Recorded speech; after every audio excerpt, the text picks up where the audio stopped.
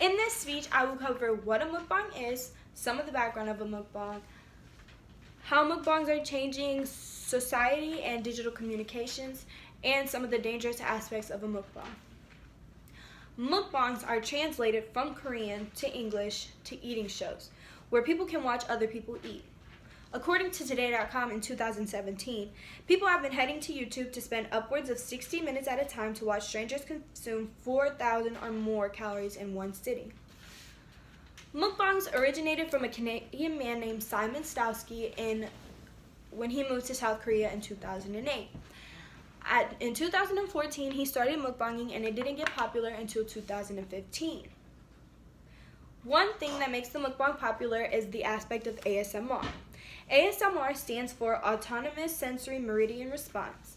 People feel satisfied from hearing other people eat and loudly and hearing the smacking sounds and watching them eat messily. One person who was interviewed said that while watching others eat rich food, you can fantasize that you are eating it. For me, I associate food with pleasure, so watching these videos makes me feel happy. Korean and American mukbangers are different. One mukbanger, Christy Caston, says that she makes twice as much as she would at a 9-to-5 job with mukbangs. Sue Tong says that once you get popular, you can make close to $10,000 a year in the United States.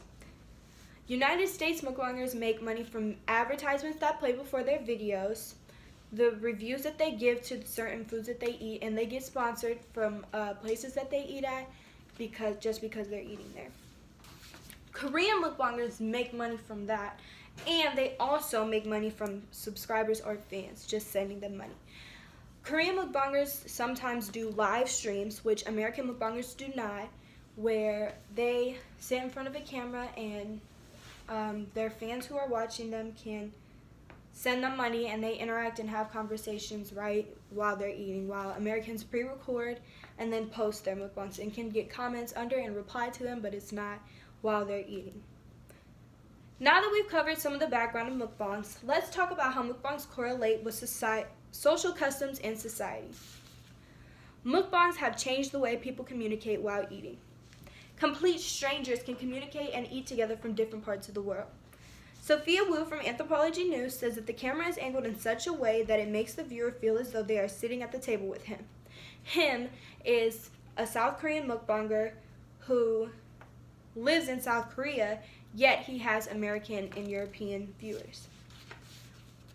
Wu also says that the creators live stream themselves eating and talking with viewers. Their audiences chime in by commenting and asking questions. It's almost like you're really there eating with them. This back and forth establishes a friendship between the two parties and is part of what makes mukbang so popular, says Wu. People use mukbangs as a way to fill a void of loneliness. People who are depressed look to mukbangs because of interaction or satisfaction of not eating alone. Wu says younger people turn to mukbang to cope with these emotions by making virtual connections to others online. Before the internet, people were just being lonely and depressed, but now they have mukbangs to turn to. Mukbangers themselves use mukbangs to help them.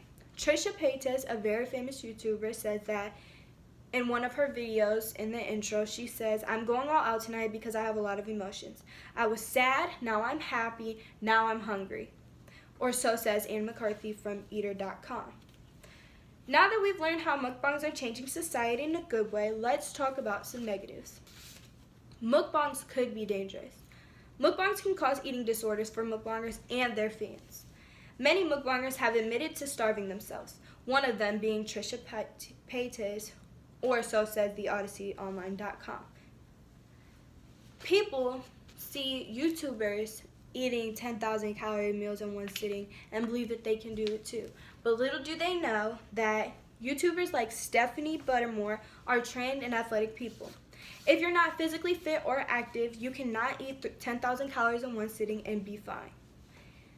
Viewers of the mukbangs also get eating disorders. People look to mukbangs as a feeling of satisfaction, and this can be problematic because they think that they are full after watching somebody else eat so much food, and they use this as a diet plan so that they can lose weight by starving themselves. Now that everyone knows as much as I know about mukbangs, let's move to the conclusion. To sum my speech up, mukbangs have just recently become popular in the U.S., and now people make thousands of dollars from filming themselves eating a bunch of food. Mukbangs have helped people with not feeling lonely because they now have someone to eat with. They have caused some eating disorders, though, due to miseducation. I have watched multiple mukbangs and I like them. There are many out here people who would love to have a job where they could just eat. And now, though, getting paid to eat seemed like it was almost too good to be true. People are actually doing it, and it is a reality for hundreds of people.